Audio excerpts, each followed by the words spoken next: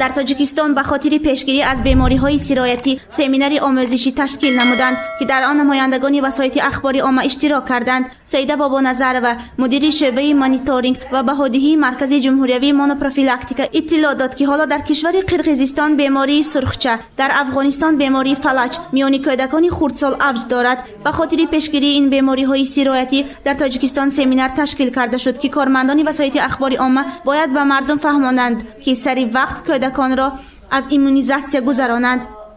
مثال فرض کردیم که در участкаш якта кӯдак мегӯяд ки як саҳар модараш мегӯяд ки хез ки як дасташ ё ки як пояш худ ба худ кор накардашудааст. ҳаст ҳазори як бемориҳои неврологӣ ки аз ҳисоби ҳамина метавонад вай шавад. лекин барои чӣ мегӯям исключит кардани фалаж мо бояд як қадамҳоро вай кунем. Анализша гирифтан дар кор, вай таҳти назорат гирифтан дар кор, хабар додан дар кор ба табибони эпидемиологӣ.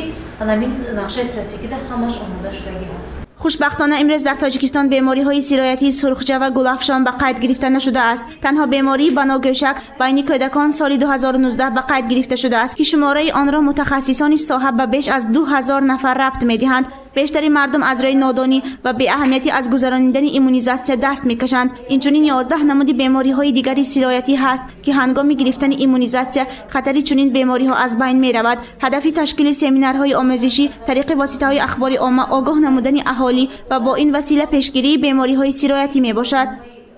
مثال هست یک بیماریایی که آرزوهای بنیاد وزنین دارد. فرض کردیم بیماری سرخچه بنیاد تیز پهن می شود در بین کودکان، در بین اهالی و آرزوهای وزنین دارد با مانند اتیت میگن، کانجکتیویت یعنی که شمالخوری پلکای چشم میگن و آرزوها با التهاب شش آورده میرساند. بعضی والدین اهمیت نمیدن از ایمونیزاسیا دستگیری میکنند نه که نمین با التهاب شش آورده میرساند که این میتونه به فوت آورده رساند کودکان.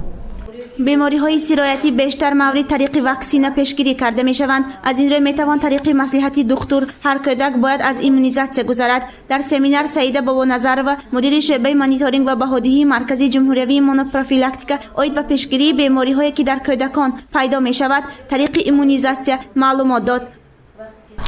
ایمونیزاسیا بر ضد بیماری سرخچه 2004 سال وارد شده بود در جمهوری تاجیکستان گذرانده شده سبدیم و 2009 سال ما گذشتیم از واکسینه سرخچه به واکسینه سرخچه گلافشان و خوشبختانه من همین سال جاری به نزدیکی ما گذشتیم با از واکسینه سرخچه گلافشان گذشتیم با واکسینه سرخچه با ناگوشک گلافشان یعنی که با طریق یک واکسینه ما سه نمود بیماری پیشگیری کرده میشیم.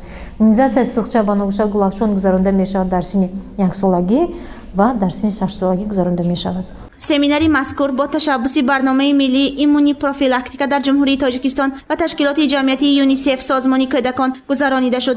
هدف از آن پیشگیری کودکان از بیماری‌های گلافشان، سرخچه، بناگوشک و 11 نوع دیگری بیماری‌ها میباشد. این کارها به خاطر سالمی کودکان باید انجام داده شود.